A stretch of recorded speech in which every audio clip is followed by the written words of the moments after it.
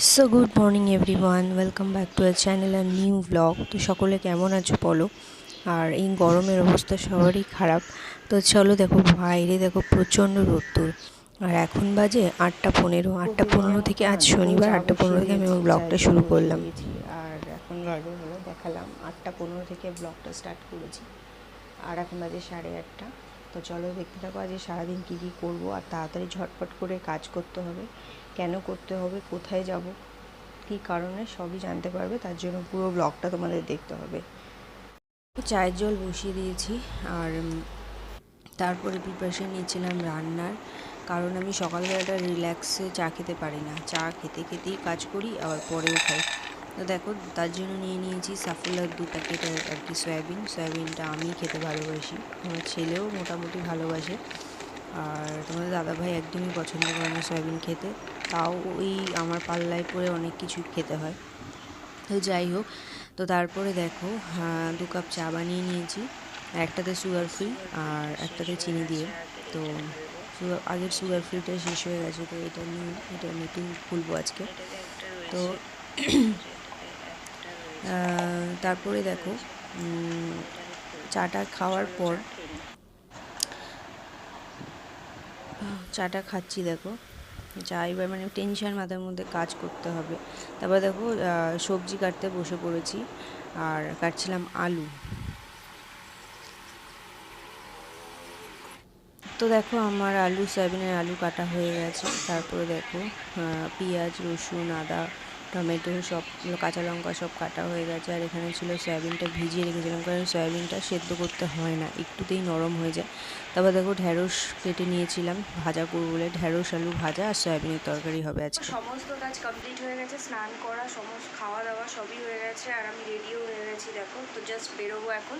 তো চলো, বেরিয়ে যতটা পারছি শেয়ার করছি, যদি পারি তো শেয়ার করব। তো চলো, কোথায় যাচ্ছি সবটাই জানতে পারবে। তারপরে অনেকক্ষণ বাদেই এলাম, কারণ বিভৎস বাইরে গরম ছিল, আর আজকে আমি হেঁটে হেঁটেই গেছিলাম। তো দেখো অলরেডি চলেও এসেছি, তো তোমরা দেখে বুঝতেই পারছো কোথায় এসেছি। হ্যাঁ, আমি মেকআপ ক্লাসে এসেছি। তো ম্যাম দেখো আজকে আমাদের একটা মেকআপ ডেমনস্ট্রেশন করে দেখাচ্ছিল। আর অনেক নিউ স্টুডেন্টও জয়েন করেছিল আমাদের সাথে। তো তারপর দেখো ক্লাস হয়ে যাওয়ার পর ম্যামের বাড়ির সামনে মা শীতলা মায়ের পুজো হচ্ছিলো, কি অসাধারণ লাগছে মাকে। তো দেখো তারপরে চলে এসেছিলাম বাড়িতে। তো বাড়িতে এসে এবারে যাব হলো ড্রয়িং ক্লাস। তো পাপার খাওয়া হয়ে গেছে, এবার আমি খেয়ে নিয়ে দেখো বেরিয়ে পড়েছি, বোনও এসে গেছিলো। দেখো একসাথেই রয়েছি, দেখে বুঝতে পারছো। তো বিভৎস রোদ্দুর, আর আগের উইকেও যাইনি, এই উইকে এক্সামও আছে। তো তো তারপরে দেখো ওদেরকে ড্রয়িং ক্লাসে ঢুকিয়ে আমরা এবার বাইরে মানে একটু আড্ডা দেবো, এই গরমের মধ্যেও আড্ডা। কারণ এখন আর এভরি স্যাটারডে আর বোন আর আমার আড্ডাটা হয় না। তো দেখো চলে এসেছি অ্যাজ ইউজুয়াল যেখানে আমরা আসি, তোমরা আগে অনেক ব্লগেই দেখেছো। আমাদের এখানে 3rd লেক বলি আমরা, 3 নম্বর লেক, সেখানে চলে এসেছি। আর কি অসাধারণ লাগছে, শীতকালটা সত্যি ভীষণ ভালো লাগে।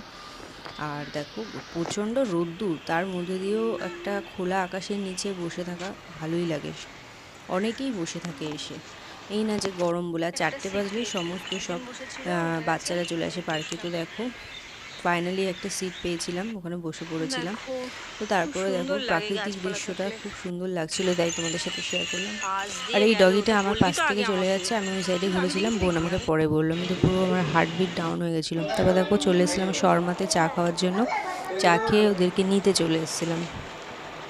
তো অলরেডি হয়ে গেছে, আর পাপা তো মানে স্যারের সাথে ইয়ার্কি করেই যায়। তো মাম্মামের এক্সাম কপি দেখছিল ম্যাম। আর তারপরে দেখো যখন ওদেরকে নিয়ে ড্রয়িং ক্লাসে গিয়ে একটা পার্সেল এসেছিলো, ফ্লিপকার্টে আমার একটা অর্ডার করা ছিল। তো দেখো কি এসছে। তো একটু মায়ের ঘরে এলাম, প্রচণ্ড গরম লাগছিল, তো একটু বসলাম ঠান্ডার মধ্যে এসিতে। তারপরে দেখো বসে মানে একটু শান্তি পেলাম। তো সবাই মিলে গল্প করছিলাম। তারপরে দেখো এসছে এই অর্গানাইজারটা, এটা অর্ডার করা হয়েছিল। তো এই অর্গানাইজারটা চলে এসছে, এবার এটা বোন সেট করবে, সেট করে দেখবে কেমন লাগছে। তো বোন সেট করছিল এখানে, দেখো বোন সেট করছে। আর কোনো কিছু বাড়িতে নতুন কিছু এলে ওই খুব ভালোভাবে করতে পারে। তো দেখো ও পুরো সুন্দরভাবে একটার পর একটা সেট করছিল, আর আমরা বসে বসে দেখছিলাম মানে কিভাবে করছে, কারণ এটা হলো আমার বাড়িতে গিয়ে আবার করতে হবে। তো ফাইনালি দেখো লুকটা এরকম এসছে, আর 5টা থাক আছে। আর দেখো না, পাপা খুলে খুলে বললাম একটু খুলে খুলে দেখাও, খুলে খুলে দেখাচ্ছিল। তারপরে মাম্মাম আর পাপার অবস্থা দেখো, একটুখানি ক্লিপ তোমাদের সাথে শেয়ার করলাম।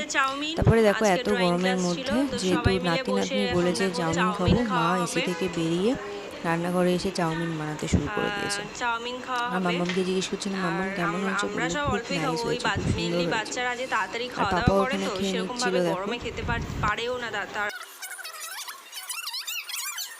প্রচন্ড আর গরম দেখো লেগে গেছে, ঘেমে তার নিয়ে মধ্যে মায়ের বিধ্বস্ত অবস্থা, এসিতে তাও ছিল মা না, বলছে তারপরে আমার ওরা ভালোই বায়না লেগে গেলো করছিল কখন খেতে। এসে রান্নাঘরে এসে মানে চাউমিন মা বানাতে কি শুরু করে যখন দিয়েছে। যেটা মানে না বললেও মা সেটা এই যে করতে থাকে রান্না।